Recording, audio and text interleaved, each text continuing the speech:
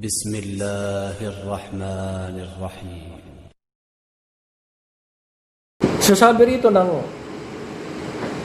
Allah Tabarak wa Ta'ala, Inna Allaha la yaghfiru an yushraka bihi wa yaghfiru ma duna dhalika liman yasha. Wa may yushrik billah faqad dalla dalalan ba'ida. Sa ibang aya, faqad iftara ithman adima. Na sabi rito ng muallif rahimahullah, sabi niya, ang una na nakakapagpawalang bisa ng Islam, asyirku fi ibadatillah, ang pagtatambal sa pagsamba sa Allah subhanahu wa ta'ala. Pagtatambal sa pagsamba. Halimbawa, pagkuha ng isang jinn, ng isang santo, ng isang propeta, ng isang patay na tao, ng isang ribulto, ng isang puno, ng isa sa mga nilikha sa kalangitan at kalupaan, halimbawa katulad ng araw, ng buwan, ng bituin, halimbawa demonyo, at iba pang sinasamba ng maliban sa Allah Tabarak wa Ta'ala. Ito ay syirk fi ibadatillah. Sabi nga rito, al-awwal asyirku fi ibadatillah. Unang-una sa lahat, ang pagsamba o pagbibigay ng katambal ng maliban sa Allah Tabarak wa Ta'ala. Ang shirk, literally, ang ibig sabihin ng taswiya, yung pagbibigay ng equal o kahalintulad o kapantay. Ang word na shirk, from the word sharika, ito yung common na sabi natin association o pagbibigay ng partner, pero nabanggit sa aya sa Quran na taswiya. Sabi nga ng Allah Tabarak wa Ta'ala, Tallahi in kunna lafi dalalin mubin idnu sawwikum bi rabbil alamin. Sabi ng Allah Tabarak wa Ta'ala sa aya Asyura, katotohanan, kami ay tunay nasa malinaw o maliwanag na pagkakamali. Dahil ginawa namin o kinuha namin. Sabi nga, ito yung mga tinutukoy dito sa aya na ito, yung mga taong nasa impyerno na. Yung mga taong nasa impyerno, binigay sa atin ng mangyayari sa future. Sabi nito ng Allah Subhanahu wa Ta'ala, sinabi nila, kami katotohanan by Allah, o kami sumusumpa sa Allah, katotohanan kami ay nasa malaking kamalian. Dahil ginawa namin kayo, at kayo, sabi nga rin, musawikum, dito, kayo, at tinutukoy dito yung mga huwad na Diyos, yung mga sinamba nila, bi rabbil alamin, na binigay namin kayong, ginawa namin kayong equal o kaparehas o patambal sa rabbil alamin. Kaya isa sa mga palatandaan dito, na mayroong mga taong naniniwala sa rububiyya pero sumamba ng maliban sa Allah. Kasi binanggit nila dito, yung mga tao na yan, sabi niya, kayo, ang ginawa naming equal sa Rabbul Alamin. Ibig sabihin, sila, alam nila na mayroong Rabb. Pero ano nila dito? Sila ay sumamba, hinandog nila ang kalang ibada ng maliban sa Allah Tabarak wa Ta'ala. Kaya, kung pansinin din natin ang pagdating ng mga propeta at mga sugo, ang pinakamalaking dahilan ng pagdating ng lahat ng mga propeta at mga sugo, linawin ng ibada. Kasi karamihan sa mga kupar at mga musyrikin o mga taong lumalabas sa Islam, hindi maliwanag sa kanila ang ibada. Kasi, alam mo, sabihin natin, sabi nga rito, asyirku fi ibadatillah, shirk. Sabi dito, ang taswiya o pagtatambal o pagkuha ng isang nilikha na gagawin mong katambal sa pagsamba. So, meron kasing iba, sabi ng iba, ang pagsamba ay yung pagsamba ang ibig sabihin ng shirk, yung pagsamba lamang sa mga ribulto, estatwa o sa ribulto, estatwa. So, actually, ang nabanggit sa Quran, ang tinutukoy dito, lahat ng sinasamba ng maliban sa Allah Subhanahu wa Ta'ala, hindi lamang ribulto, estatwa, hindi lamang asnam. Ang tinutukoy dito ang shirk. Kasi nung dumating ang propeta Muhammad sallallahu alaihi wasallam sa Makkah, unang pinadala, isinugo siya. Nung siya isinugo sa mga tao, maraming tao dyan na iba't iba din na sinasamba. May sumasamba sa jinn, may sumasamba sa anghel, may sumasamba sa santo, may sumasamba sa puno, sa bato. Yung mga nabanggit na Allat wal Uzza, yan merong bato, merong puno. Iba't iba ang kanilang sinasamba. May sumasamba sa araw, sa bituin. Iba't iba ang kanilang sinasamba. Kaya lang, consider silang musrik o kafir kahit na hindi ribulto ang sinasamba nila.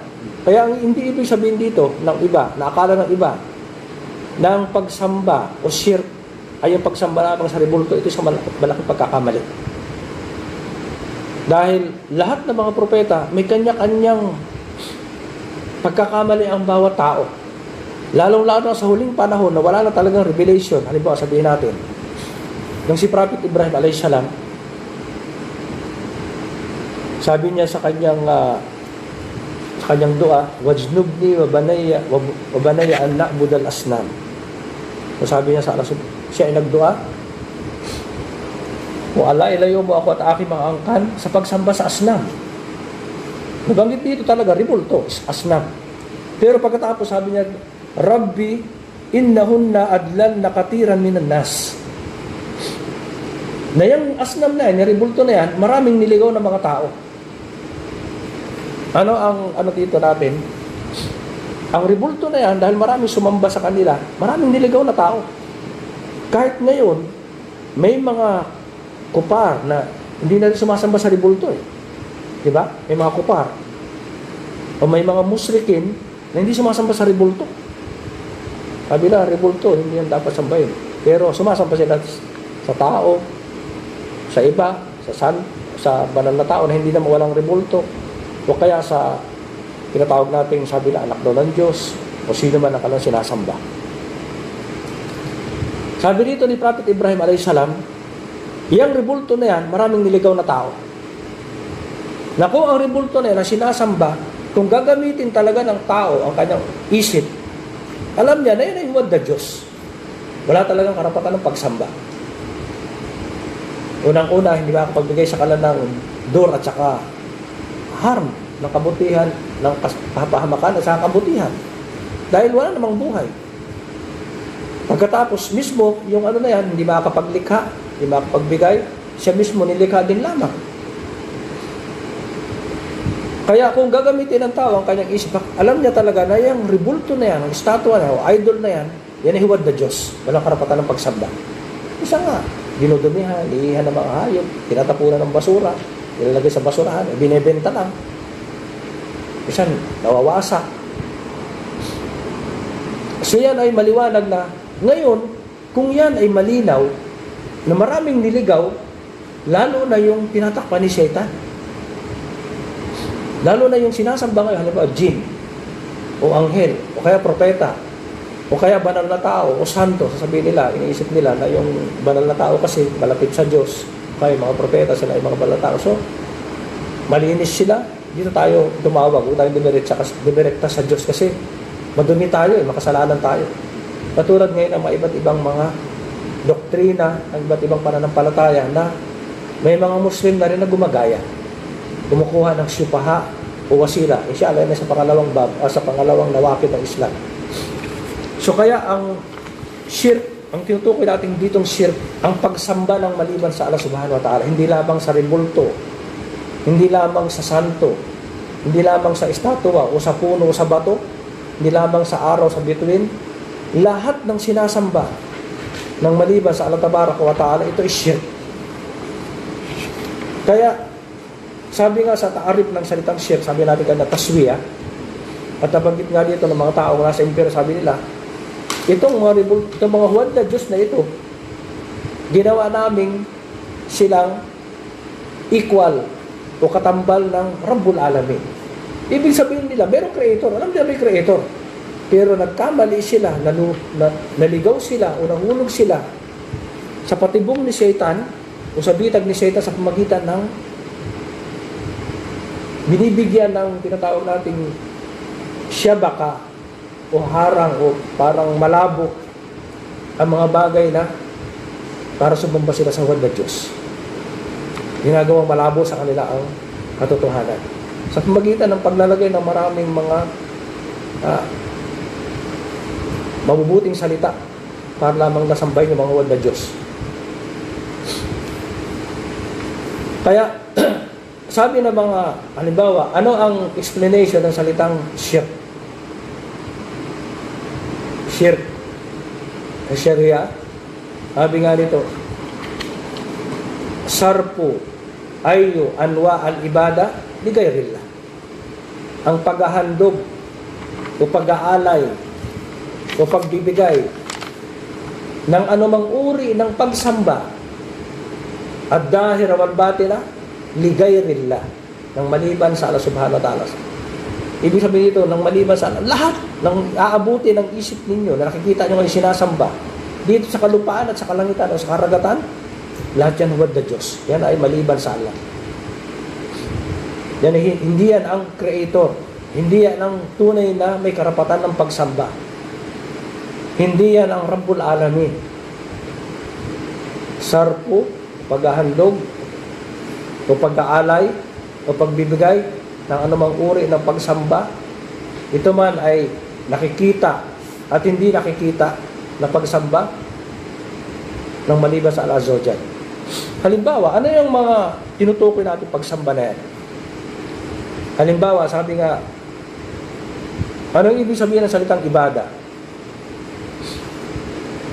Al-ibada, ibig sabihin sa luga, ad-dul wal qudu. Tinatawag natin pagpapakumbaba, humility o submission, pagpapakababa. Pag-alis sa kiber o sa pagiging sa pride o sa arrogant. So magpakababa ka hanggang sa ibaba mo yung ulo mo sa lupa.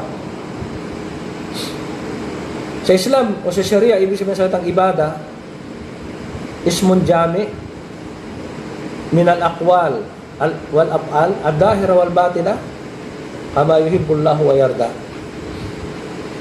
Lahat ng salita at gawa, nakikita man at hindi nakikita, na kinalulugudan at minamahal at tinatanggap ng Allah Tabarak wa Ta'ala.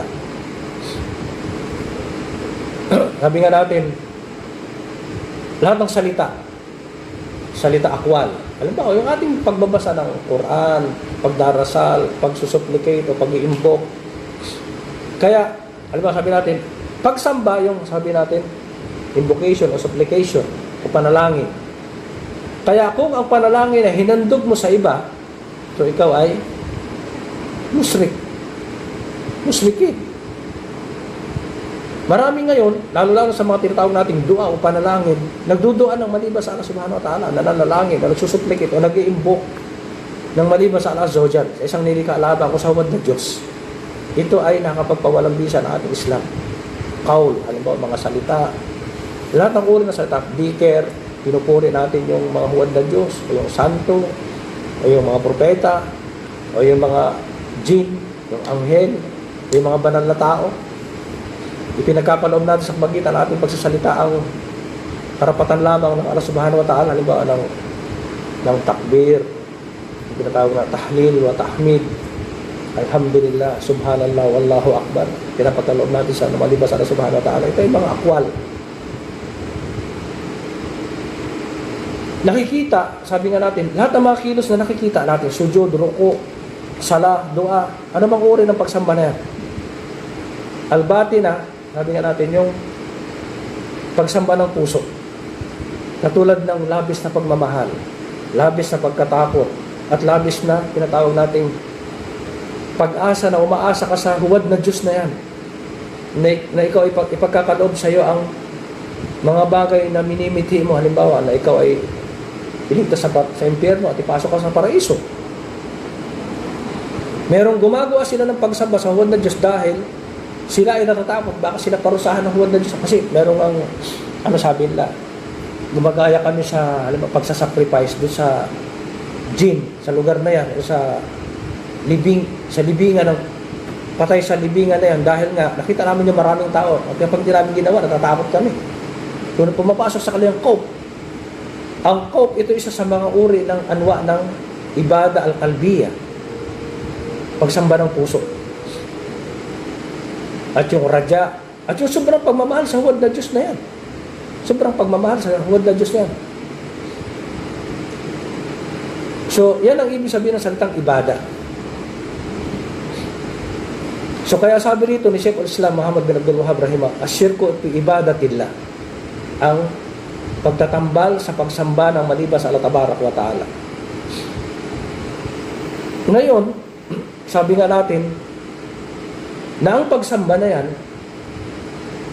ang pinakamahalagang dahilan kung bakit dumating ang lahat ng mga sugo at mga propeta. Lahat. Kung pag-aralan natin ang Quran, ang Sunnah, Qawliya at saka Fi'liya ng Propeta Muhammad sallallahu alaihi wasallam, makikita natin na ang unang-unang mission ng lahat ng mga anbiya at saka rusul ay linawin ang ibada. Linawin ang ibada. Halimbawa, ang Rasul sallallahu alaihi wasallam nung matapos niyang dawahan ang buong Jaziratul Arab at lumaganap ang Islam sa Madina at sinakop nila ang Makkah. Nung sila ay pumasok sa Makkah, nung kinonquer nila ang Makkah, invasion ng Makkah, nung ang lahat ng mga tao ay sumurrender, sabi nga kung sino pumasok sa bahay, mga bahay nila, sino pumunta sa Kaaba, sino sa bahay ni Mr. So-and-so, Fulan. So sila ay ligtas. Kaya yung invasion talaga na yan, wala talaga napahamak. Kunting-kunting tao lang yung mga lumaban. Yung talagang taong enemy talaga ng Islam. Kunting-kunti lang talaga. So, ang unang pagdating ng Rasul sallallahu alaihi wasallam sa Makkah, anong unang-unang ginawa? Brother? Sabi ni brother, sinira lahat yung 360 na rebulto o 360 idols sa loob at labas ng Kaaba, sa Makkah. Hindi pumunta ang propeta sa Makkah para patayin yung mga leader, para siya pumalit sa kanila bilang leader o pinuno, o pangulo, o presidente o king o kalipa. Dahil bago pa lamang siya mangaral ng Islam, inoffer sa kanya lahat yan. Inoffer sa kanya yan. Sabi niya, kung gusto mo maging leader sa amin, ikaw gawin naming leader. Kung gusto mo maging pinakamayaman, gagather namin lahat ng kayamanan namin, ibibigyan namin sa'yo. Kung gusto mo ang lahat ng kababaihan na naman yan, pagkakaloob namin sa'yo. Pero hindi yun ang mission ng Propeta Muhammad sallallahu alaihi wasallam. Hindi kilapa, hindi dunya. Ang mission ng Propeta Muhammad sallallahu alaihi wasallam, ilagay, dalhin ang tao sa ibadatullah, pagsamba sa Allah Tabarak wa Ta'ala. Alisin ang mga tao sa kupor at saka sa shirk at dalhin sila sa pagsamba sa lumikha sa kanila.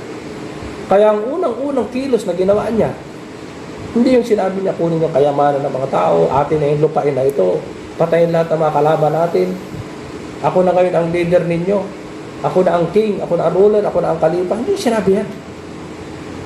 Ang unang-unang ginawa niya, pumunta siya sa Kaaba at winasak niya lahat ng mga huwad na sinasamba ng mga tao. Dahil yan ang pinakaugat. Yan ang pinakaugat ng lahat ng kasamaan ng tao. Dahil kapag binunot o inalis sa puso't isipan ng tao ang kasamaan na yan, inalis yan at ipinalit yan ang tunay na pananampalataya na katulad ng ginawa ng Propeta Muhammad sallallahu alaihi wasallam sa Madina, sa Makkah at Madina. So iwanan nila ang shirk at iwanan nila lahat ng kasamaan. Iwanan nila lahat ng muharramat, lahat ng mga pinagbabawal. Kaya sa Islam, ang unang-unang itinuturo, ipakilala, na paniwalaan lamang ang tunay na may karapatan ng paniniwala at sambahin ang tunay na may karapatan ng pagsamba at umiwas sa pagsamba sa huwad na Diyos. Sa huwad na Diyos. Hindi sinabi natin rebulto, sa huwad na Diyos, sa lahat ng huwad na Diyos. May buhay man o wala, sa kalangitan man o kalupaan. Nakikita man o hindi nakikita. Naalisin lahat yan. Si Prophet Ibrahim sallallahu alaihi wasallam, ang Khalil ng Rahman, nung siya ay inimbitahan ng mga tao, hindi siya sumama, di ba? Sa kanilang Eid. Ito ang palatandaan din na haram ang Eid ng mga kupar. Hindi siya sumama sa kanilang mga Eid. Na katulad ng mga Eid na ginagawa ng mga Muslim, Eid na mayroong confusion, dahil hindi talaga masro o inaprubahan ng Sharia, sumasama sila sa Eid ng mga kupar. Eid ng mga kupar.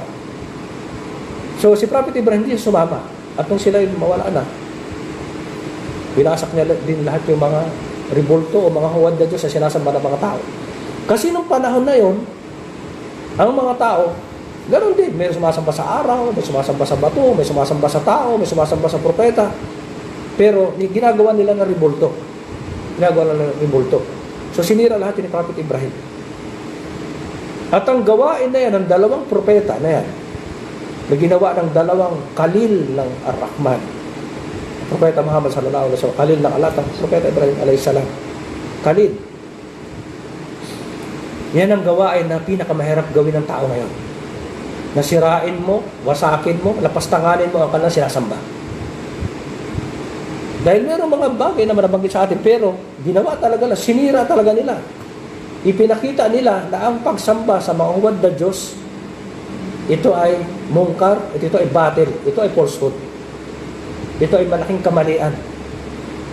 So talagang pinakita nila ng mission ng mga propeta na hindi yung tinatawag nating maglagay ng leader o magkaroon ng maraming kayamanan, na magkaroon ng posisyon sa lipunan.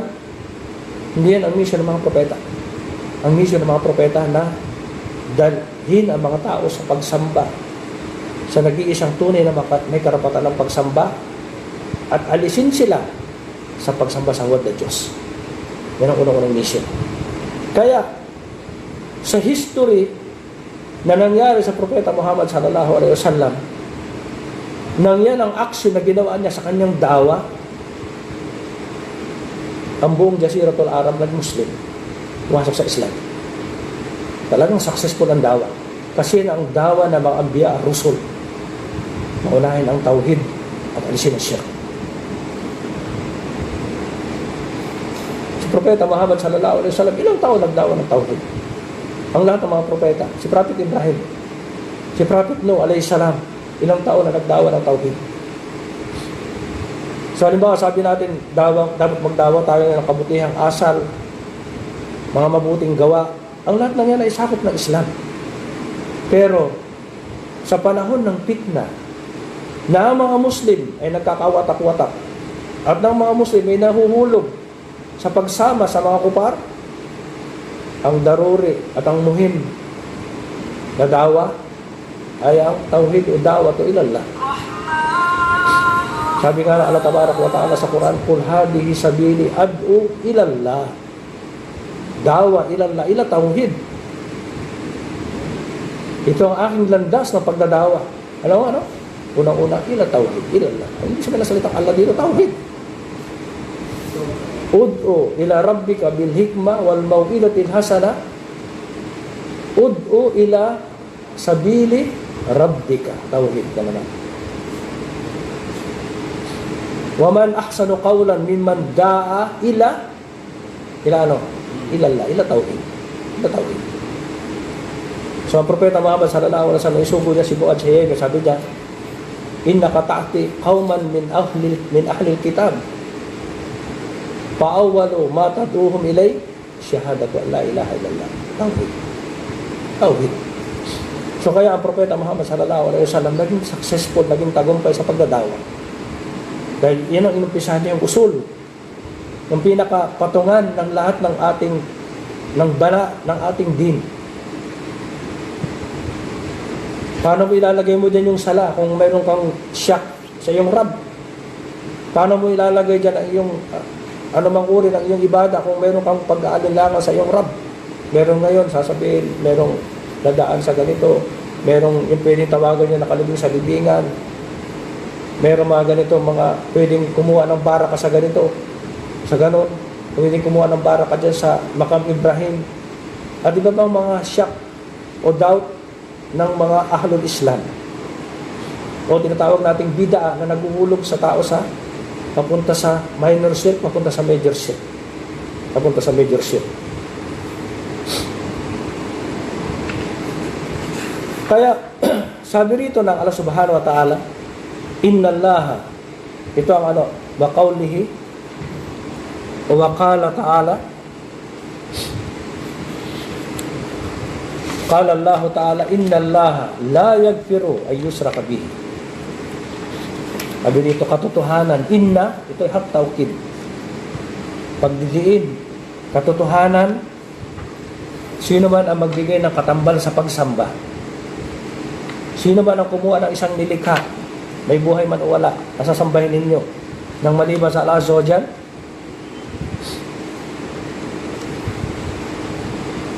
Inna Allah la yaghfiru an yushraka bihi, hindi mapapatawad. Ang la dito, la nahiya. La nahiya. Na haram sa isang tao ang magpira. Bawal sa kanya ang kapatawaran. Hindi siya mapapatawad. Ang isang tao na mamatay sa shirk o sa pagtatambal o sa pagsamba sa huwad na Diyos o sa isang nilikha lamang, isang walang may karapatan ng pagsamba, bawal sa kanya ang kapatawaran, hindi siya mapatawad. Hindi siya mapatawad. Kaya, ang shirk, ito ang isa sa danger o nakakatakot na bagay na dapat katakutan ng mga Muslim. Sa Kitab at-Tauhid, meron ding meron babu al-khawfu minas shirk o pagkatakot sa shirk. Pagkatakot sa shirk. Bakit dapat mo itong katakutan? Bakit mo itong pangambahan? Dahil ito lamang ang kasalanan na hindi napapatawad. Lahat napapatawad. Lahat ng kasalanan napapatawad. Yan ang unang-unang dahilan ng danger o ng kuturan ng shirk. Pangalawa, ng shirk na yan, ang isang tao na magkukumit ng shirk, siya ay kulud, permanente sa hellfire. Permanente sa hellfire. Hindi siya makakalabas sa hellfire. Ang taong musrikin na sumasamba ng maliban sa Allah Tabaraka wa Ta'ala, permanente siya sa impyernong apoy. Hindi siya makakalabas. At ang taong nagkukumit ng shirk dito sa dunya at namatay siya sa shirk, kahit ano pang kabutihan ang ginawa niya dito sa mundo, mawawalang bisa lahat ang kanya mga ginawang kabutihan. La yahbatan na amalok, sabi nga ng Allah Subhanahu wa Ta'ala sa Propeta Muhammad sallallahu alaihi wasallam, sabi dito, walau asrakta la yahbatan na amalok. Sa iba naman, sa mga ibang mga propeta, sabi ng Allah Subhanahu wa Ta'ala, sa mga propeta, bago pagkatapos banggitin ng mga pangalan ng mga propeta, walau asraku lahabita anhum ma kanu ya'malun. Walang silbi o walang bisa, wawalan lang saysay ang lahat ng ginawa niyong kabutihan. Dahil sa inyong paglapastangan sa hukuk o sa karapatan ng Allah Azza wa Jalla.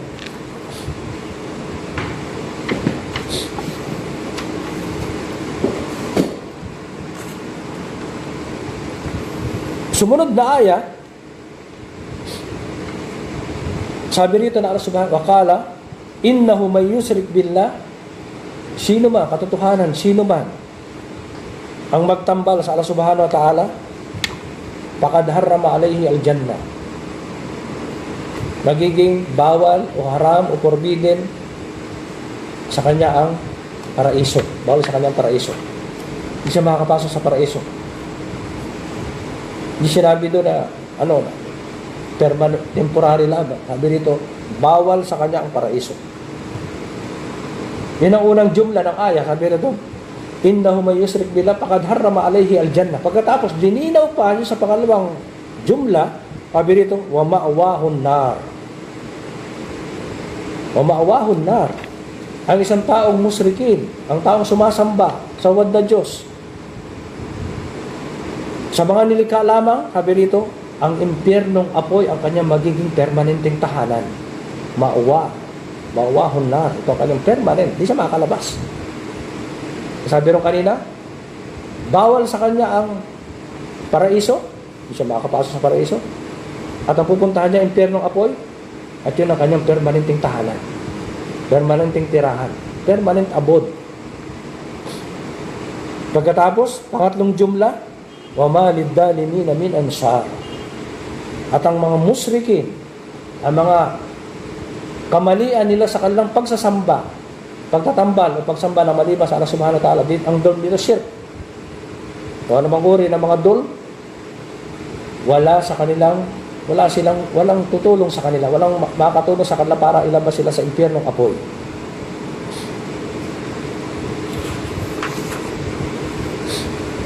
Ang shirk, ito ang unang-unang haram. Ang danger ng shirk, sabi nga dito magpatawad, hindi ito, bawal ito sa paraiso, hindi makakapasok sa impyerno. Ito ang unang-unang haram.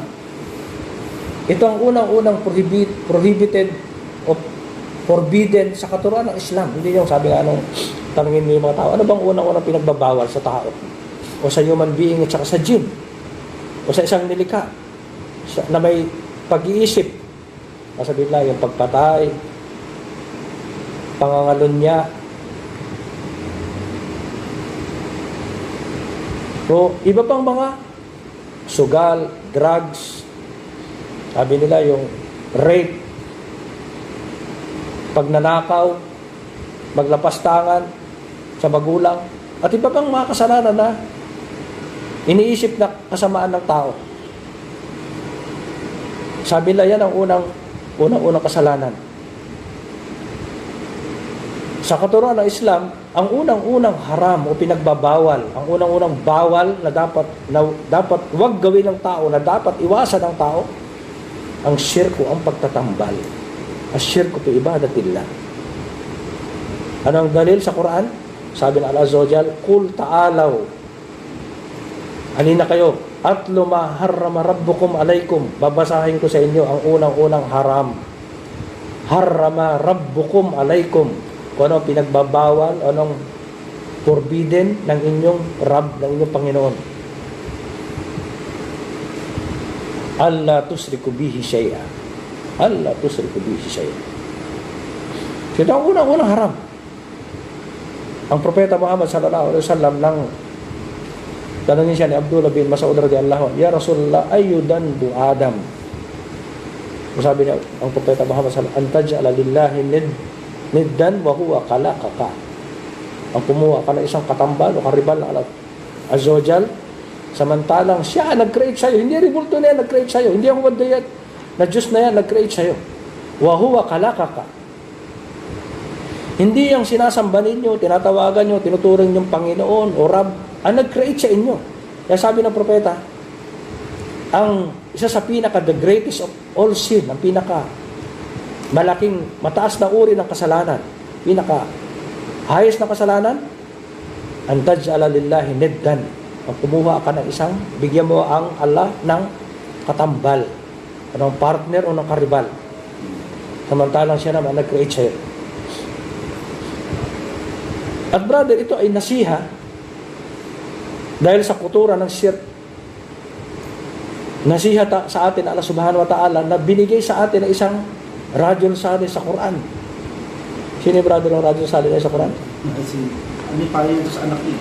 Si Luqman. Oh. Si Luqman, alam niyo ba? Si Luqman, kung titingnan niyo ang kanyang sira sa tafsir, sa iba pa mga kutob ng tafsir, si Luqman, isa sa mga rajul salih o banal na tao o righteous na tao na binanggit mismo at binigyan ng karangalan, na binigyan ng isang title sura, binanggit mismo ang pangalan sa Quran. May mga propeta hindi nabanggit ang pangalan sa Quran. May mga sahaba ridwanallahu alaihim hindi nabanggit ang pangalan sa Quran. Si Luqman nabanggit ang pangalan sa Quran. At ang tao na yan, hindi yan ay isang aswad na tao, African, itim na tao, black. Pero siya ay isang ulama na tao.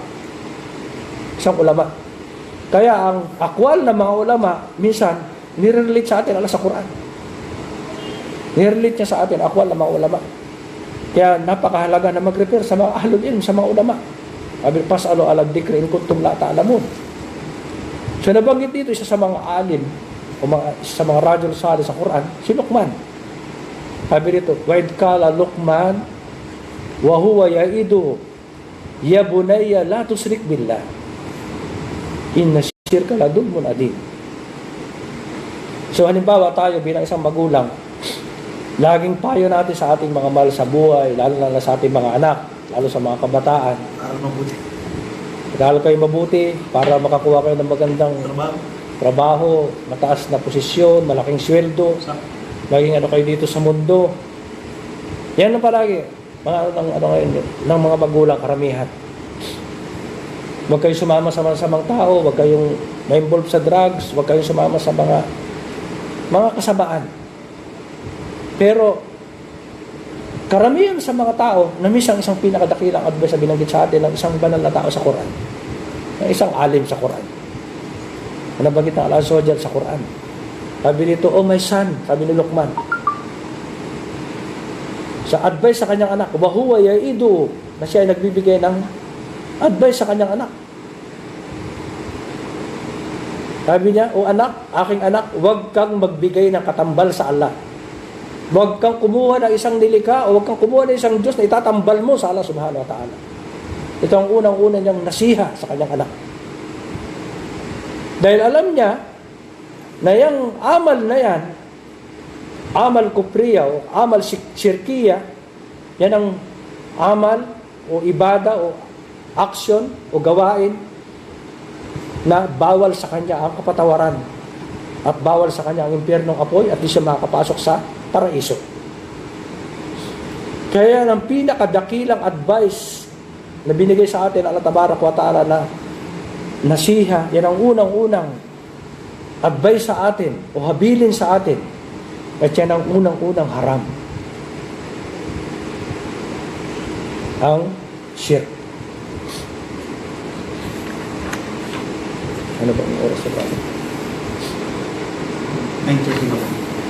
So inshallah brother, titigil muna tayo, lilipat tayo sa ibang ano namin.